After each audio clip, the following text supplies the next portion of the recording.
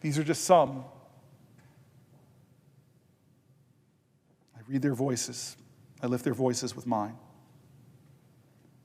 I want to go to the Detroit Free Press, but before I read this article, I know my senator from New Jersey is here, and I'm going to read this article, and if he is interested in our 6th hour, if he has a question, I will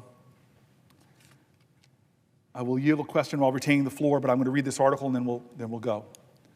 This is from the Detroit Free Press. My mom was born in Detroit. I love the city. My family owes it a lot. So when my grandfather went to find a job on the assembly lines in Detroit, building bombers during World War II. It says, Kathleen Sherrill's been retired for 10 years now and typically didn't think twice about whether she'd receive Social Security payments on time.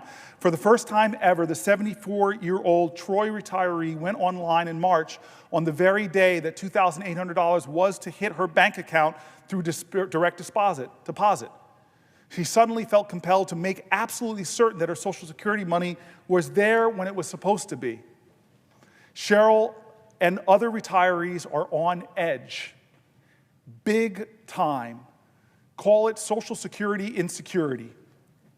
I have never really worried about it much as I have this year, Sherrill said. The money, thankfully, was sitting in her account in March, and she knew her checks and payments for her ongoing bills would not start bouncing.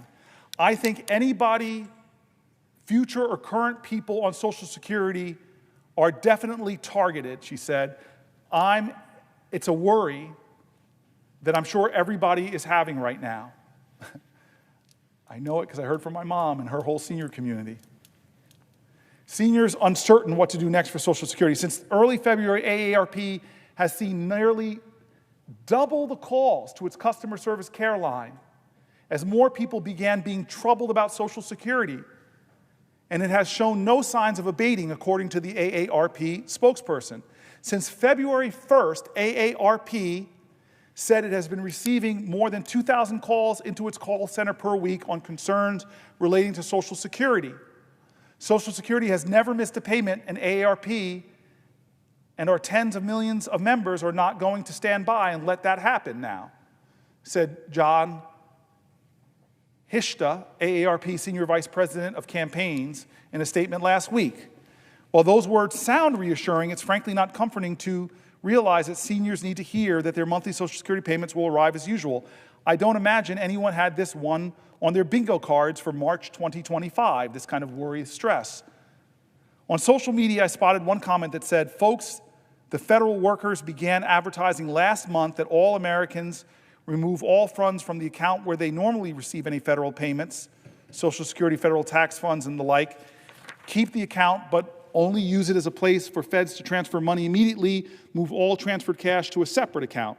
The concern, according to the Post, quote, DOJ can declare you dead and force your bank to send back any funds paid to you. Whoa, a lot of retirement angst there, and yes, some wild notions and really bad advice. Moving Social Security money around to hide it in another account, different from where it's directly deposited, actually could put more of your money at risk when it comes to some debt collection. Anyone who's tracked retirement policy as I have knows that the potential unraveling of Social Security system has been discussed for decades. Many retirees just never imagined a convoluted scenario when someone would think Social Security possibly could implode. The health of Social Security, which marks its 90th anniversary this year, isn't all that makes many retirees and those about to retire nervous. Their anxiety can go into overdrive watching the stock market slide on Trump's tariffs news and seeing all the political ping pong with Social Security money that belongs in their pockets. The Trump administration has maintained that it wants to cut costs and fraud when it comes to the Social Security program, not benefits. But people remain skeptical, and some commentary isn't helping. Acting Social Security Commissioner Leland Dudek, in interviews last week, including one with Bloomberg News last Thursday, actually threatened to temporarily shut down Social Security after a federal judge temporarily stopped members of Elon Musk's Department of Government Efficiency from digging through personal data at the Social Security Administration. The DOJ operatives, according to the court, will first need to receive proper training on handling sensitive information, which some might say is the least they can do. The American Federation of State, County, and Municipal Employees, or AFSCME, Alliance for Retired Americans, and the American Federation of Teachers filed a motion for emergency relief on March 7th to halt DOJ's unprecedented, unlawful seizure of sensitive data regarding millions of Americans. No surprise, Dudek soon found it politically prudent to back off from his threat. I'm not shutting down the agency, Dudek said in a statement, indicating he had received clarifying guidance from the court about the temporary restraining order. President Trump supports keeping Social Security offices open and getting the right check to the right person on time, Dudek said. Financial tech CEO Frank Bisignano, who was nominated by the President Donald Trump to lead the Social Security Administration, ended up being grilled by Democrats about the bedlam during confirmation hearings before the Senate Committee on Finance on Tuesday. The angst isn't about to go away, particularly if people continue to face even longer waits on the phones or see Social Security offices closing in their community thanks to some key changes being made now by Trump's administration. Customer service is on the chopping block as the Social Security Administration reduces the number of employees, restricts what services can be handled by phone, and shutters some local offices where people could talk to someone face-to-face. On Wednesday, the Social Security Administration announced that it would initiate a 2-week delay for implementing a highly criticized move to end phone services and require in-person visits for some services. In-person identity proofing for people unable to use their personal My Social Security account for certain services will be effective April 14th, according to the announcement. But individuals applying for Medicare, disability, and supplemental security income who cannot use a personal My Social Security account can complete their claim entirely over the telephone without the need to come to the office, according to the March 26th announcement. That's good news for many. Even so, merely delaying the change doesn't help others, and frankly, customer service could still suffer in the long term. And it will get very ugly if current Social Security recipients miss out on even one dime of their benefits.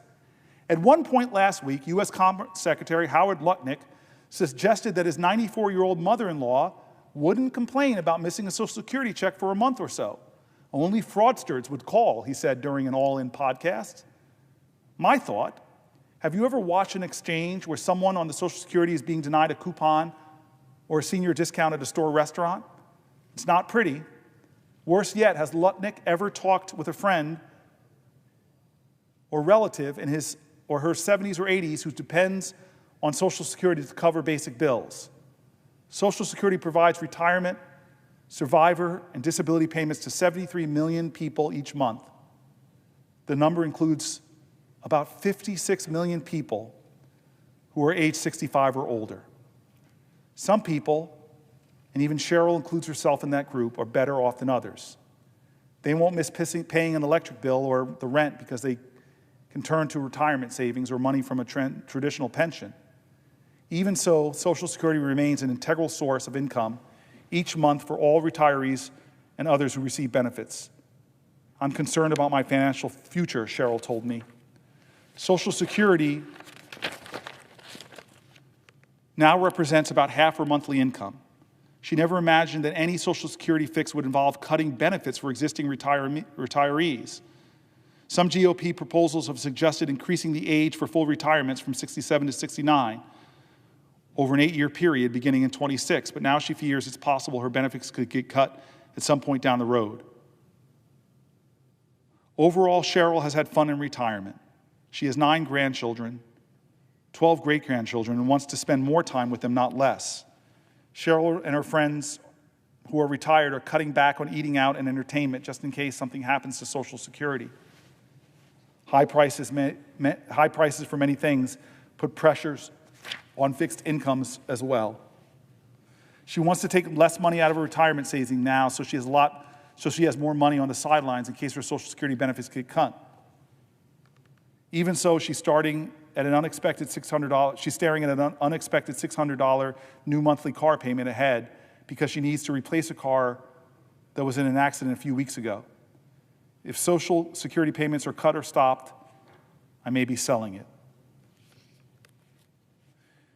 The wild swings for the stock market, 401k plans going down in America, has created more jitters for more people. The economy seems uncertain. Consumer confidence is in worse of a place.